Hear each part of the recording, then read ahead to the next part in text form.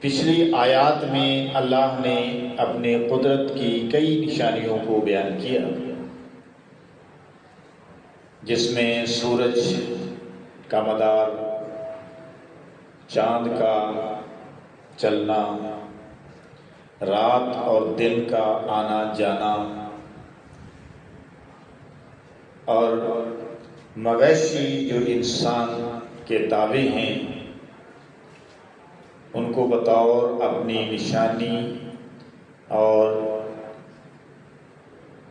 بطور نشانی کے بیان کرنا، قیامت کے احوال مختصراً بیان کرنا، قیامت کی طرف توجہ دلانا، یہ پچھلی آیات کا خلاصہ ہے۔ اور اس مرتبہ سورہ یاسین مبارکہ کی آیت نمبر 51 سے آگے ہمارے پیش نظر ہے۔ یہاں پہ آیت نمبر 51 کے اندر اللہ نے سور پھونکے جانے کا تذکرہ کیا اور اس کے نتیجے میں جو احوال انسانوں پہ، زمانے پہ گزریں گے اس کا بھی مختصراً تذکرہ کیا۔ ارشاد ہوا وَنُفِخَ فِي الصُّورِ، اور جس وقت سور پھونکا جائے گا اسرافیل علیہ السلام پھونک ماریں گے، جو اسی انتظار میں بیٹھے ہیں کہ کب اللہ کا حکم آئے اور میں سور کے اندر پھونکوں۔ تو اللہ نے فرمایا کہ جب اسرافیل علیہ السلام ہمارا حکم پا کر سور کے اندر پھونکیں گے تو لوگ قبروں سے اٹھیں گے اور اپنے رب کی طرف دوڑ پڑیں گے۔ فَإِذَا هُم مِّنَ الْأَجْدَاثِ، پس یکا یک لوگ اپنی قبروں سے، اجداث قبروں سے اٹھیں گے، اِلَىٰ رَبِّهِمْ، اپنے رب کی طرف، يَنْسِلُونَ، دوڑنے لگ جائیں گے۔ تو ایک میدان ہے جس کو میدان محشر کہتے ہیں، وہاں جمع ہو جائیں گے اور پھر زبان سے بھی کچھ الفاظ کہیں گے، وہ بھی اللہ نے بیان کیے۔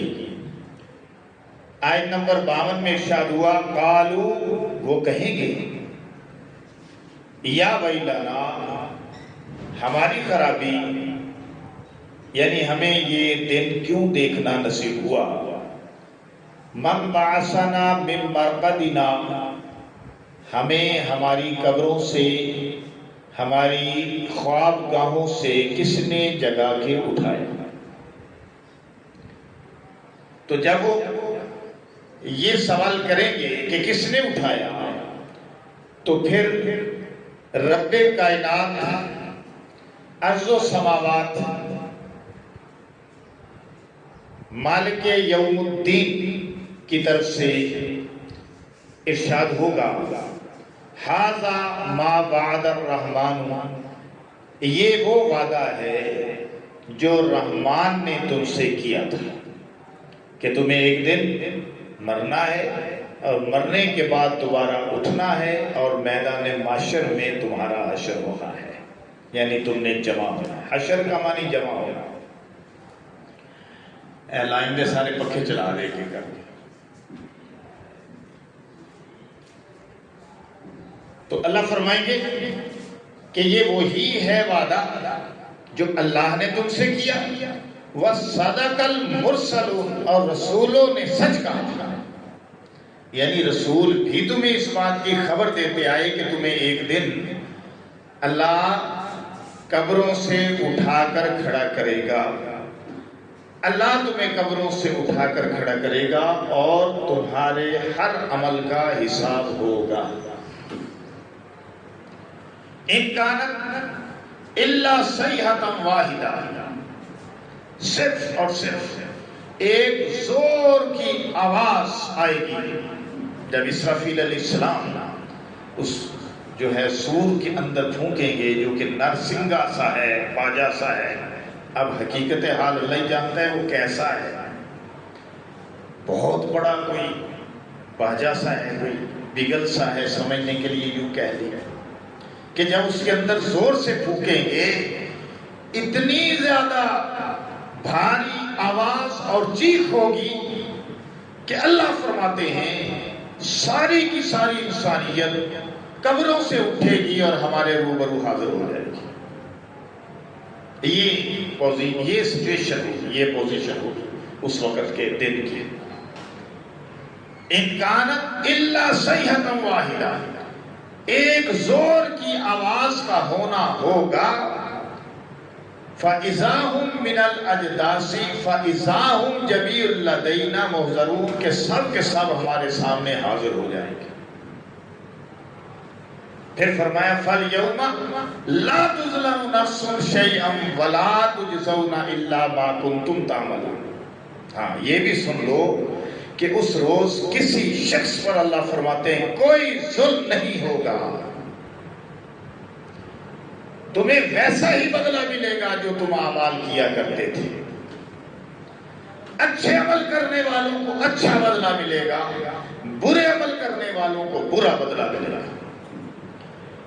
توحید پر چلنے والوں کو، رسالت کے ماننے والوں کو اچھا بدلہ ملے گا، توحید کے منکروں کو، مشرکوں کو، منافقوں کو، کافروں کو برا بدلہ ملے گا، ظلم کرنے والوں کو برا بدلہ ملے گا، عدل اور انصاف پر کاربند رہنے والوں کو اچھا بدلہ ملے گا۔ کیونکہ اس دن اللہ یہ اعلان بھی فرمائیں گے، آگے چل کر یہ آیت آ رہی ہے کہ مجرموں آج، گناہگاروں آج نیکوکاروں سے علیحدہ ہو جاؤ۔ لیکن اس دن ایک اور پوزیشن بھی ہوگی، وہ یہ کہ یہ تو ہو گئے نا وہ لوگ کہ جو اللہ کے نافرمان ہیں، وہ اللہ کے سامنے حاضر ہوں گے، کانپ رہے ہوں گے، ہانپ رہے ہوں گے، پسینے میں ڈوبے ہوں گے۔ حدیث میں یہ بھی آتا ہے کہ ہر شخص اپنے اعمال کے مطابق پسینے میں ڈوبا ہوگا، کسی کو ٹکنے ٹکنے، کسی کو جو ہے گھٹنے گھٹنے، کسی کو لک لک، کسی کو نک نک پسینہ چڑھا ہوگا اور اپنے پسینے میں شرابور پریشان ہوگا، اور میدان معاشر میں یہ تمنا کرے گا کہ میدان معاشر کی گرمی سے، سختی سے جان چھوٹ جائے۔ چاہے وہ تمنا کرے گا کافر کہ چاہے مجھے جہنم استغفر اللہ جانا پڑ جائے، چاہے مجھے وہ کہے گا اللہ جہاں بھی بھیج دے، لیکن یہ میدان معاشر کی سختی مجھ سے برداشت نہیں ہو۔ آج تو ہم پرواہ نہیں کرتے، ہمیں خیال ہی نہیں ہے کہ ہم نے مرنا ہے، قبروں سے دوبارہ اٹھنا ہے، اللہ کے روبرو حاضر ہونا ہے، اور پھر ہر چیز کا حساب دینا ہے۔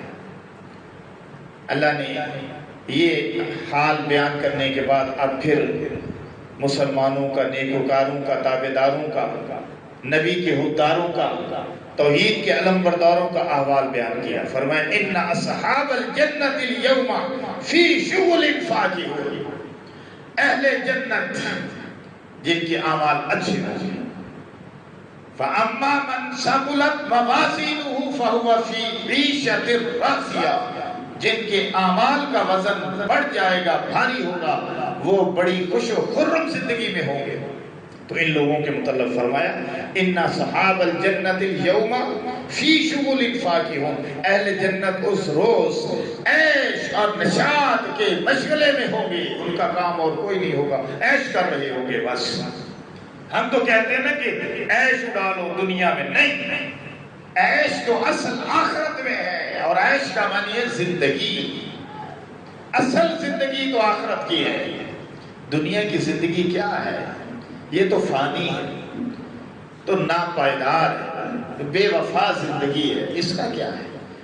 آخرت باقی رہنے والی ہے، ہمیشہ ہمیشہ کی ہے۔ جو جنت میں چلا گیا وہ جنت میں، جو جہنم میں گیا جہنمی ہے پکا۔ ہاں، مسلمان جس کے دل میں رائی کے دانے کے برابر ایمان ہوگا، وہ ایک نہ ایک دن جہنم سے نکال لیا جائے گا اگر گناہگار ہے، لیکن اس نے توحید پر کمپرومائز نہیں کیا، رسالت کو تسلیم کیا۔ یہ بندہ جس نے شرک نہیں کیا، گناہگار تھا سیاہ کار تھا، بدکار تھا، اپنے گناہوں کی سزا پائے گا۔ مشرک نہیں تھا، یہ اپنے گناہوں کی سزا پائے گا، ایک نہ ایک دن جہنم سے نکال لیا جائے گا۔ لیکن اگر کسی نے ایک ذرہ بھی اپنے رب کی ذات اور صفات میں شرک کیا ہوگا وہ پکا جہنمی ہے۔ ان اللہ لا یغفر ان یشرک بہ ویغفر ما دون ذلک لمن یشاء، بے شک اللہ شرک کو نہیں بخشے گا، اس کے سوا جس گناہ کو چاہے گا معاف کر دے گا۔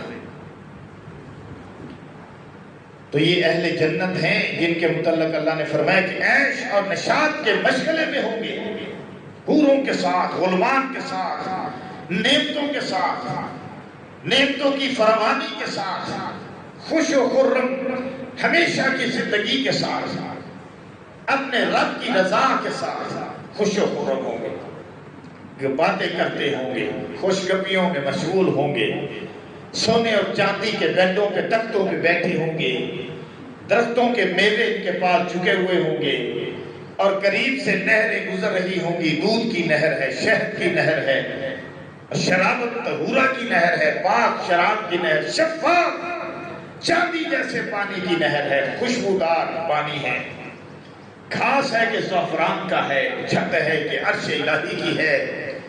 حور و غلمان خدمت میں مشغول ہوں گے۔ دو دنیا کی عورتوں میں، مسلمان عورتوں میں اس کو بیویاں ملیں گی، 70 جنت کی حوریں عطا ہوں گی، ان سے ان کے نکاح کیے جائیں گے، ان سے ان مسلمانوں کا نکاح کیا جائے گا۔ اس لیے اللہ نے فرمایا وَأَزْوَاجُهُمْ فِي ظِلَالٍ عَلَى الْأَرَائِكِ مُتَّكِئُونَ، وہ بھی اور ان کی بیویاں بھی سایوں میں تختوں پر تکیہ لگائے ہوئے بیٹھے ہوں گے۔ یہ مسلمان، یہ مومنین، یہ نمازیں پڑھنے والے مولوی، یہ حفاظ کرام، یہ مجاہد، یہ شہید، یہ تبلیغ والے، یہ نیکیاں کرنے والے اولیاء، اصفیاء، اتقیاء، علماء، صلحاء، یہ سارے کے سارے کیسی صورتحال میں ہوں گے، کیسی پوزیشن میں ہوں گے؟ اللہ نے واضح کر دیا، فرمایا ہم و ازواجہم، وہ اور ان کی بیویاں، فی ظلال علی الارائک، سایوں میں، عرش کے سائے، درختوں کے سائے، گھنے باغوں کے سائے، ان سایوں کے اندر سائے بھی ایسے جو گہرے، علی الارائک، بیڈوں پر، تختوں پر، بستروں پر، سونے چاندی کے بیڈوں پر، ریشم اور حریر کے بستروں پر بیٹھے ہوں گے۔ پوزیشن ان کی یہ ہوگی کہ تکیہ لگائے ہوئے ہوں گے، متکئون، لہم فیہا فاکہۃ ولہم ما یدعون، وہاں ان کے لیے میوے ہوں گے، ہر قسم کے پھل فروٹ ہوں گے۔ یہاں تو پھل فروٹ ہیں کہ مہنگے سے مہنگے ہوتے جا رہے ہیں۔ میں کل سیب لے کے آیا، پرسوں بازار سے سیب لے کر آیا، سیب بڑے مہنگے، تقریباً 400 450 روپے کلو، کالا کلو لے کے آیا، لیکن جب میں گھر لے کے آیا، کاٹ کے کھایا، میں حیران رہ گیا، اتنا مہنگا سیب ہے لیکن ذائقہ کوئی نہیں۔ اس لیے کہ کولڈ سٹوروں میں لگے ہوئے، تازے نہیں تھے، ذائقہ کوئی نہیں۔ فروٹ مہنگا سے مہنگا، ذائقہ کوئی نہیں، کیونکہ ذائقہ بھی تو ہمارے اعمال کے ساتھ ہے۔ ذائقے کوئی نہیں، وہ پھل فروٹ میں لذت کوئی نہیں، غریب آدمی لے نہیں سکتا، لیکن جنت کے اندر پھل فروٹ کی اتنی بہتات ہوگی، اتنی بہتات ہوگی کہ جس پھل کو اس کا دل چاہے گا خود بخود منہ میں آئے گا، اور ایک پھل کھائے گا تو سینکڑوں ذائقے پائے گا۔ سبحان اللہ، پھل ایک ہوگا، ذائقے ہزاروں ہوں گے۔ اس لیے اللہ نے فرمایا لہم فیہا فاکہۃ، ان کے لیے وہاں جو ہے وہ پھل فروٹ ہوں گے، فاکہہ فروٹ پھل، وَلَهُمْ، اور ان کے لیے ما یدعون، جو چیز وہ طلب کریں گے پیش کر دی جائے گی۔ سبحان اللہ، جو چیز مانگیں گے جو چیز طلب کریں گے وہ حاضر کر دی جائے گی۔ ایسا سما تو کہیں بھی نہیں، بادشاہوں کے ساتھ بھی نہیں کہ بادشاہ ایک چیز مانگتا ہے لیکن سلطنت میں موجود ہی نہیں تو کہاں سے حاضر کی جائے گی۔ وہاں پہ اس کا مطلب ہے کہ ہر جنتی بہت بڑا بادشاہ ہے کہ جو چیز بھی مانگے گا اللہ فرماتے ہیں پیش کی جائے گی، وہ چیز دے دی جائے گی، عطا کر دی جائے گی۔ سلام قولا من رب الرحیم۔ پھر اس سے پڑھ کر بڑی عنایت یہ ہوگی کہ اللہ کی طرف سے ناراضگی نہیں، اللہ کی طرف سے سلام سلام کی بہاریں آ رہی ہوں گی۔ سلام قولا من رب الرحیم، پروردگار مہربان کی طرف سے سلام کہا جائے گا۔ یہاں چھوٹا بڑے کو سلام کرتا ہے، رعایا بادشاہ کو سلام کرتی ہے، شاگرد استاد کو سلام کرتا ہے، مرید پیر کو سلام کرتا ہے، مقتدی امام کو سلام کرتا ہے، بیٹا باپ کو سلام کرتا ہے، چھوٹا بڑے کو سلام کرتا ہے، وزیر وزیر اعظم کو سلام کرتا ہے۔ اسی طرح بڑے سے بڑے مراتب چلتے جا رہے ہیں، لیکن قربان جاؤں جنتیوں کتنی عزت تمہیں عطا ہوئی کہ اللہ جو مالک کائنات ہے، خالق کائنات ہے، خالق ارض و سماوات ہے، خالق جنت المعلا ہے، نعمتیں بھی دینے والا وہی، راحتیں بھی دینے والا وہی، رحمتیں بھی نازل کرنے والا وہی، وہ رب نہ صرف نعمتیں عطا کرے گا بلکہ ساتھ سلام بھی کہے گا۔ سبحان اللہ۔ آیت نمبر 58 کے اندر اس کا اظہار کیا گیا، فرمایا پھر آجو مجرموں کی طرف، وَامْتَازُوا الْيَوْمَ أَيُّهَا الْمُجْرِمُونَ، فرمایا پھر فرمان جاری ہوگا۔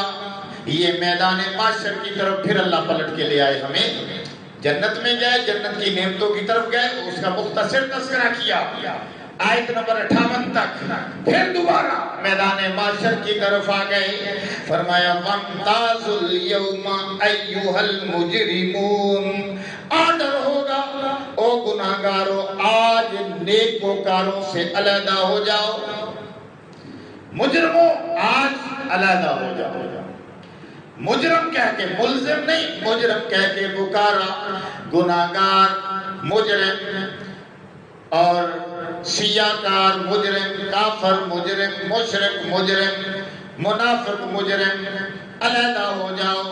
جس نے نبی علیہ السلام امام الانبیاء کی رسالت کو تسلیم نہ کیا، کلمہ نہیں پڑھا، مجرموں کی صف میں چلا گیا، پھر خطاب ہوگا جب وہ علیحدہ ہو جائیں گے، مجرم جب نیکوکاروں سے علیحدہ ہو جائیں گے تو پھر خطاب ہوگا، الم اعہد الیکم یا بنی آدم، اے آدم کی اولاد، ہم نے تم سے عہد نہ لیا تھا۔ اللہ کیا عہد؟ کون سے وعدے کی بات ہے؟ کس عہد کی بات ہے؟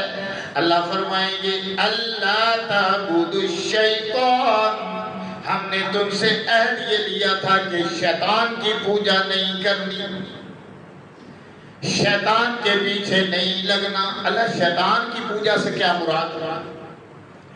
اللہ فرمائیں گے شیطان کی پوجا سے یہ مراد کہ شیطان کے منشور پہ چلے، شیطان کے پیچھے لگ کر خواہشات جذبات پر چلے، شیطان کے پیچھے لگ کر زنا کیا، شیطان کے پیچھے لگ کر شرابیں پی، شیطان کے پیچھے لگ کر چوریاں ڈاکے مارے، شیطان کے پیچھے لگ کر خواہشات کی زندگی گزاری، شیطان کے پیچھے لگ کر من چاہی زندگی گزاری، رب چاہی زندگی کو ترک کر دیا۔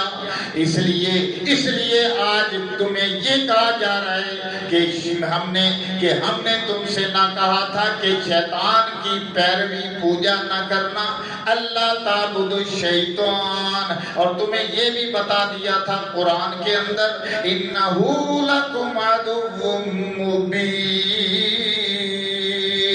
کہ بے شک شیطان تمہارا کھلم کھلا دشمن ہے۔ یہ بھی اللہ نے بتا دیا۔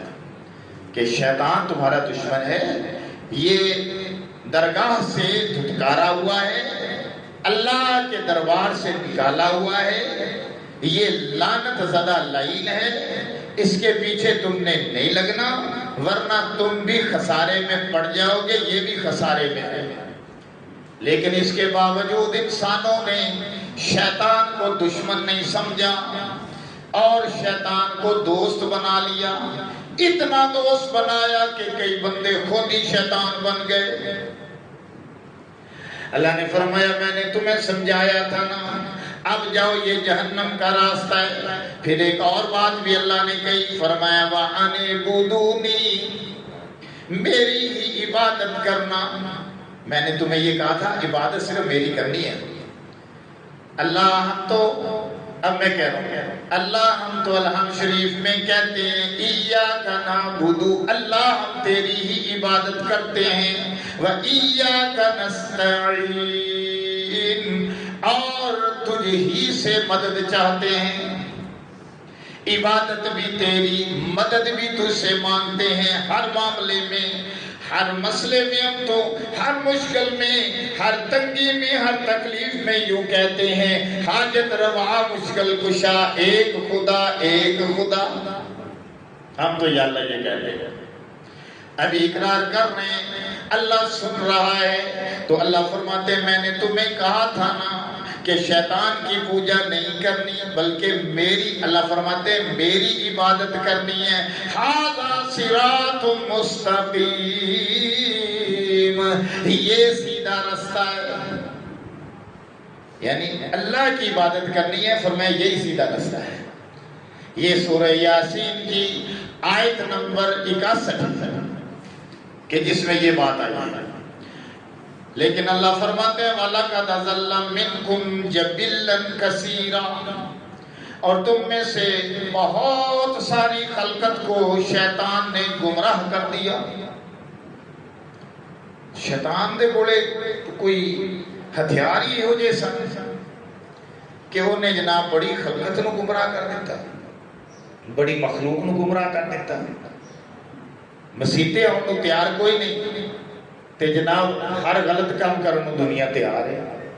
اب یہ لو ہونی ویہ لو جمعے تے کی پوزیشن، یہ سب شیطان دی کارستانی کہ بندے نو نیکی والے پاسے نہیں آن دینا، نیکی والے پاسے دے قدم نہیں اٹھن دینے، برائی والے پاسے لائی آن، اور برائی کو مزین کر کے سجا کے بنا کے مہکا کے پیش کرنا، یہ شیطان کا کام ہے۔ برائی میں لذت ہے لیکن وہ جو لذت ہے نا وہ وقتی طور پر ہے۔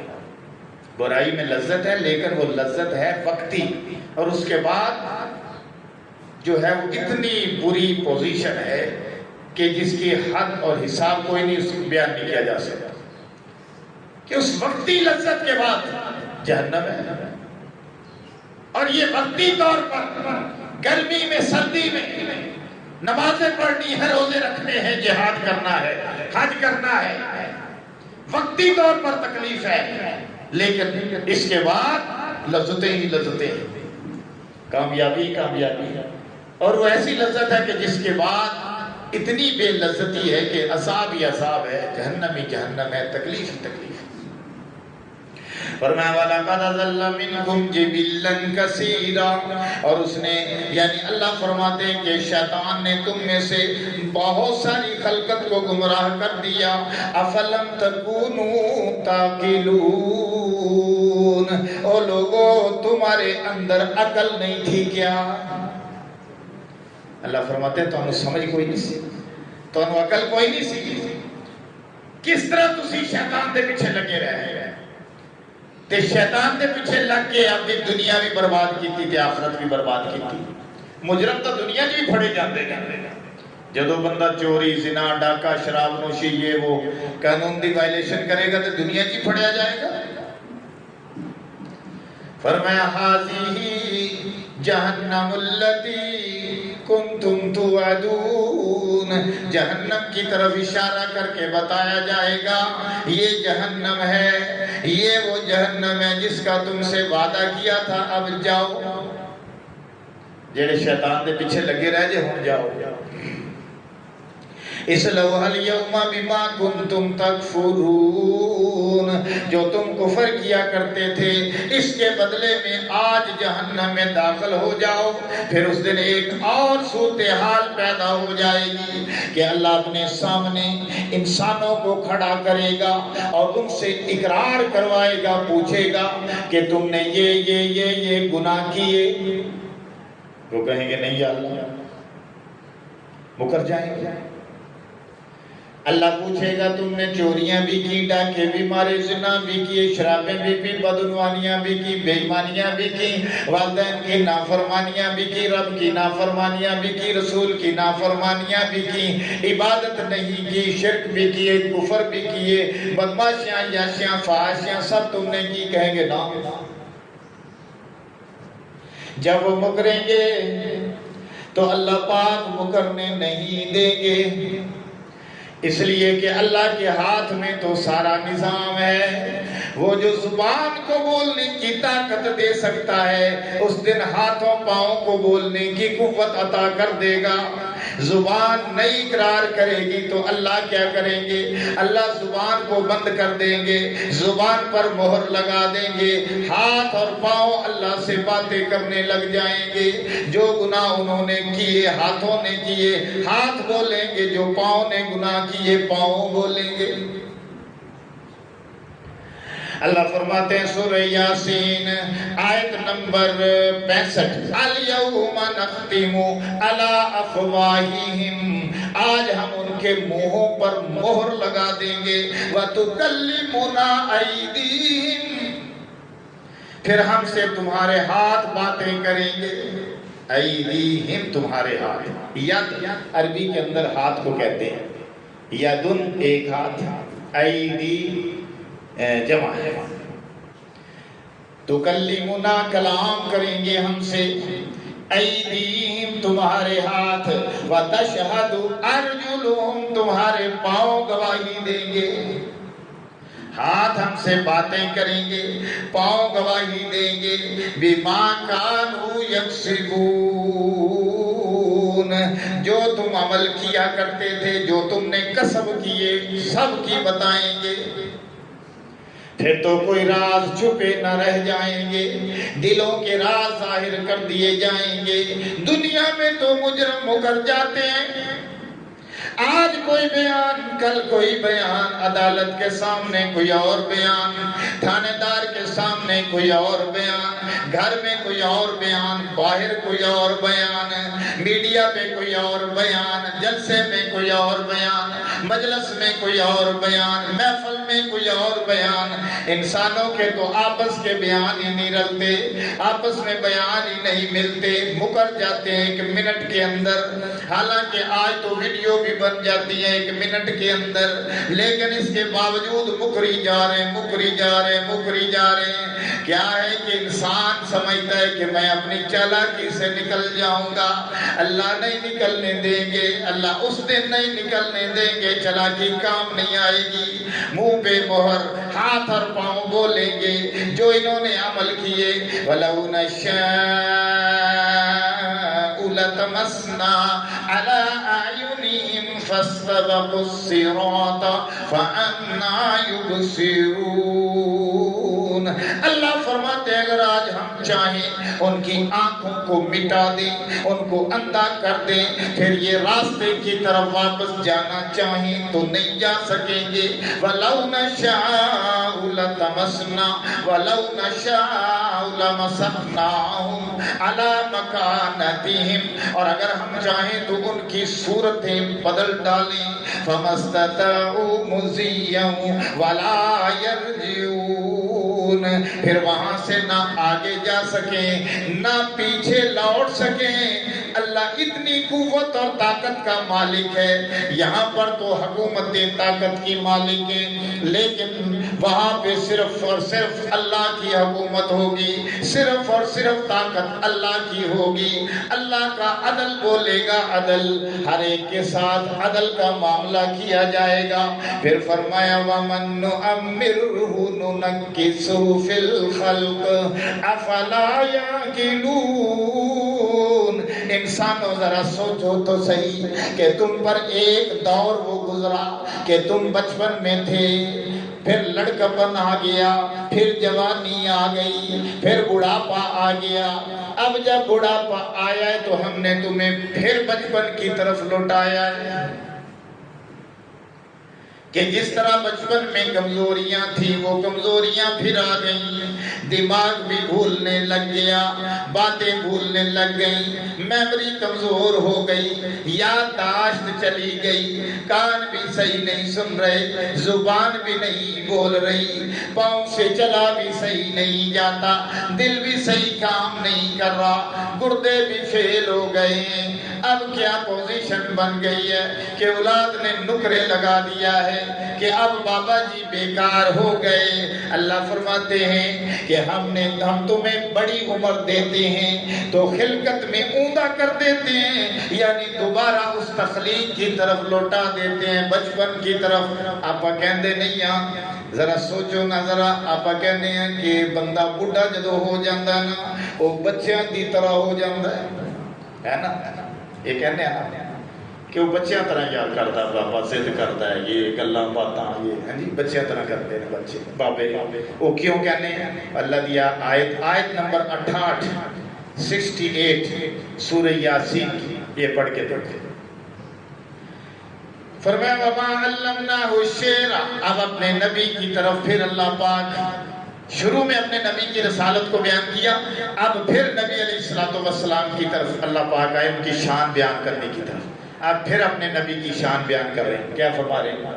فرمایا وَمَا عَلَّمْنَاهُ الشِّعْرَ، ہم نے اپنے نبی کو شعر و شاعری نہیں سکھائی۔ یہ کیوں کہا اللہ؟ اس لیے کہ مشرکین کافر لوگ یہ کہا کرتے تھے کہ یہ نبی شعر بنا لیتا ہے، اپنے پاس سے شعر جوڑ لیتا ہے، ہمیں آ کے سنا کے کہتا ہے اللہ کا قرآن ہے۔ وہ اس بات کو مانتے نہیں تھے، یعنی قرآن کی نبی صلی اللہ علیہ وسلم کی رسالت کی مخالفت کر رہے تھے۔ اللہ نے گواہی دی، فرمایا نا بھائی نا، یہ شعر و شاعری نہیں اور نہ ہی ہمارے نبی کی شان کے لائق تھا کہ ہم اپنے نبی کو شاعر بناتے، کیونکہ شاعری کو اللہ نے پسند نہیں کیا۔ کیونکہ شاعر زیادہ تر جو شاعری ہوتی ہے نا وہ عشق مشوقے پہ ہوتی ہے، زیادہ جو شاعری ہوتی ہے وہ محبوباؤں کی صفات میں ہوتی ہے، زیادہ شاعری ہوتی ہے بادشاہوں کی صفات میں ہوتی ہے، زیادہ شاعری ہوتی ہے اپنے مخالفوں کی بری صفات میں ہوتی ہے، زیادہ شاعری غزل، لفظ غزل اس کا مطلب کیا ہے؟ غزل کا معنی محبوب کی صفت، باقی چھڑو تجھے، غزل کا معنی ہی محبوب کی صفت بیان کرنا، ایسے اشعار جس میں محبوب کی صفت بیان کی ہے۔ تو اس لیے اللہ نے شاعری کو پسند نہیں کیا، کیونکہ شاعری میں تک بندی ہے، شاعری میں جھوٹ ہے، شاعری یہاں سے اٹھائے گی بندے کو آسمان تک پہنچائے گی، اپنے پاس سے کلابے ملائے گی، حقیقت حال کو بھول جائے گی۔ اس لیے اللہ نے فرمایا نا ہم نے اپنے پیغمبر کو شعر و شاعری نہیں سکھائی، وہ ان کے لائق ہی نہیں تھی۔ ہاں کئی لوگوں نے اسلامی شاعری کی، دینی شاعری کی، حضرت حسان بن ثابت کو بڑی بعد میں اجازت ملی کہ وہ حضور کی نعت کہیں، حضور سے اجازت بڑی دیر سے ملی، لیکن جب انہوں نے حضور کی نعت کہی تو حضور نے خود ہی ان کو چادر اپنے گفٹ کر دی۔ سبحان اللہ۔ پھر اسلامک شاعروں میں علامہ اقبال بھی تو ہے نا، قرآن کی شاعری ہے، فرماتے ہیں کہ پانی پانی کر گئی مجھ کو کلندر کی یہ بات، تو جھکا جب غیر کے آگے نہ تن تیرا نہ من۔ یہ شاعری ہے. کہتے ہیں فرماتے ہیں کہ قل هو اللہ کا مطلب کیا سمجھا ہے تو کہ خدا کے خاص بندوں کو خدا سمجھا ہے تو.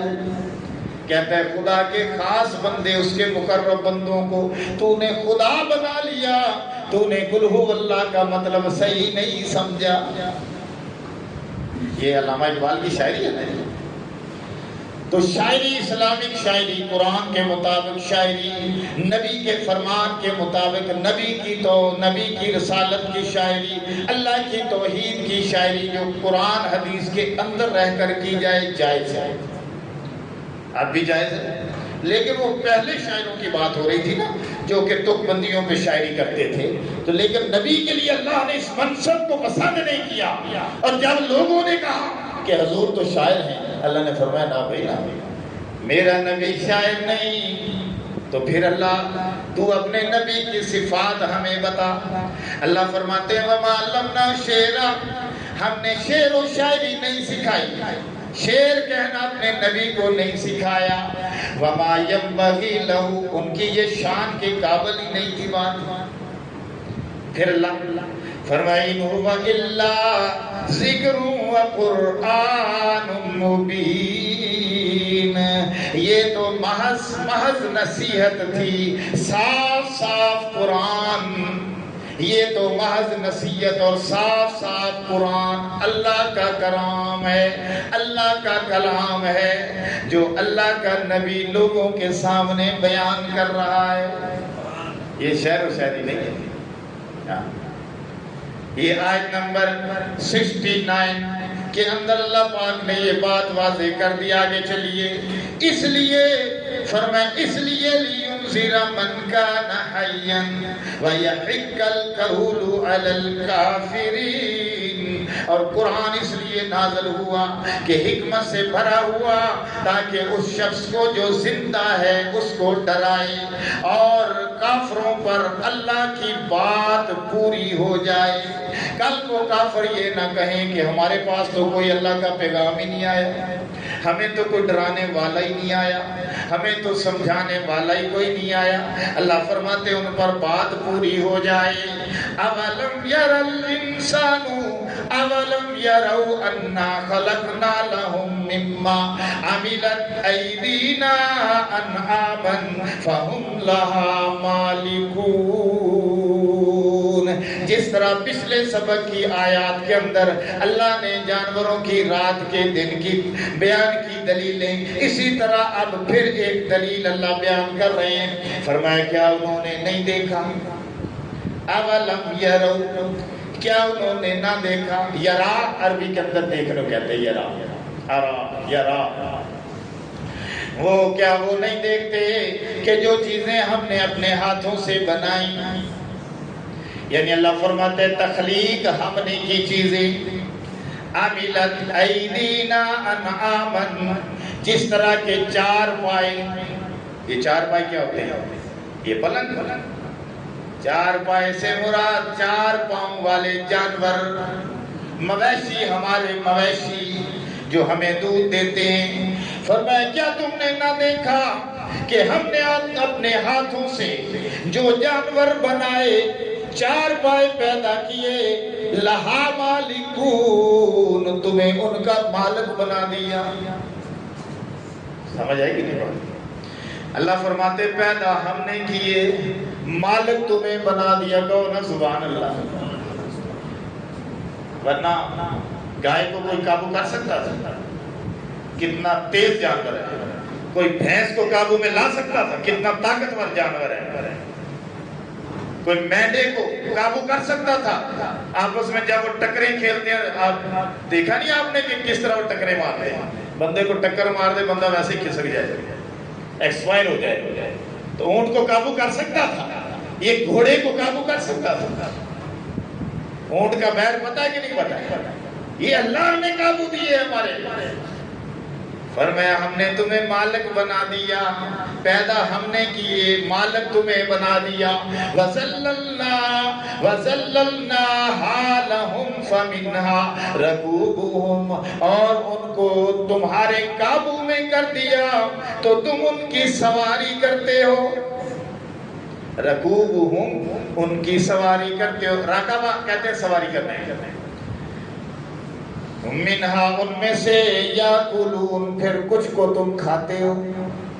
کچھ تو تمہاری سواریوں کے کام آتے ہیں جیسے گدھا وغیرہ وغیرہ، خچر وغیرہ، گھوڑا، اونٹ سواری کے بھی کام آتا ہے اور کھانے کے بھی کام آتا ہے. گھوڑا مکروہ ہے. لہذا اللہ نے فرمایا دیکھو تم سواری بھی کر رہے ہو، تابعدار ہے تمہارے. ایک چھوٹا سا بچہ آپ کا اونٹ کی نکیل پکڑ کے چلتا ہے، پیچھے 100 اونٹ کی قطار چل رہی ہے، بچہ لے کے جا رہا ہے.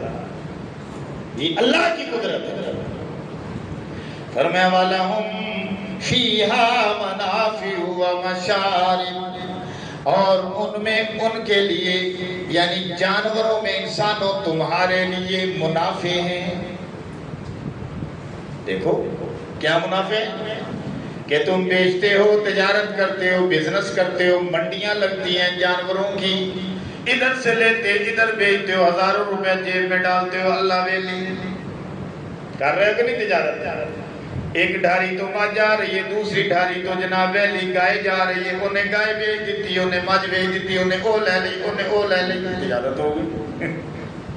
ایسا کا نظام ہے. ورنہ ہم کہتے نہیں وہ تو نالے ڈھاری تو بجی میں گلا، اس کو پسند آئی اس نے لے لی. ایسے ہی بکریاں ہیں، ایسے ہی اونٹ ہیں، ایسے گھوڑے ہیں، تجارت بھی ہے. مشارب پینے کی چیزیں بھی ہیں. ہن پینے والی گل کیڑی آ گئی بچی؟ فرمایا ہاں ہاں پینے کی چیزیں بھی ہیں. خون ہے، گوشت ہے، گوبر ہے، ان کے درمیان سے سفید دودھ نکل رہا ہے. سائغ للشاربین، صاف ستھرا پینے والوں کے لیے. اللہ کی قدرت. یقین مانو مجھے تو یہ سورہ یاسین کی تفسیر کا بڑا مزہ آ رہا ہے، لیکن میں نے لگتا ہے تمہیں نہیں مزہ آ رہا. اون دی ایک دلیل ہے، تسی آگوں نہیں آ رہے. بس اون دی دلیل ہے کہ تواڈے کولوں مسیتے تا آیا نہیں جاندا، ہور کی کرنا. ٹائم نال جناب علی مسیتے نہیں پہنچ سکتے. مساں جناب ناؤندے دھوندے کردے کراؤندے اوکھے اوکھے ہوندے. اجے بڑا ٹائم پہ گیا، قاری صاحب نے 5 منٹ اتنے لا لینا جی، بڑا ٹائم پہ چلے جاتے ہیں چلے جاتے ہیں چلے جاتے ہیں. ہاں کیا بات ہے. اللہ دے بندے ہو فرض پورے کری دے نے. یہ فرض نے چیزاں ہیں نا، تو قیامت والے دن گلاں دا پتہ لگنا ہے کہ ٹائم نال جان دے کی فائدے سے ہیں.